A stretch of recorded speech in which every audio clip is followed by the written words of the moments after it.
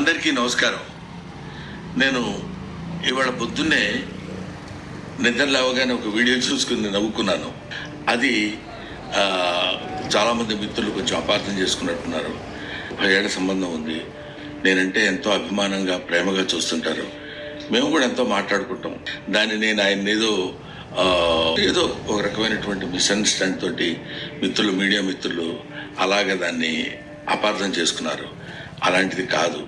నేను ఆయన చాలాసేపు మాట్లాడుకున్నాం, అంతకుముందు మాట్లాడుకున్నాం, మేము మాట్లాడుకున్నాం. కానీ ఇది పొద్దునే చూడగానే ఆయన నేను చూసుకుని నవ్వుకున్నాం కూడా. ఎట్లాగనుకున్నారు అన్న, ఇట్లాదే దీన్ని మిస్అండర్స్టాండ్ చేసుకున్నారని ఆయన అంటే నేను కూడా ఎంతో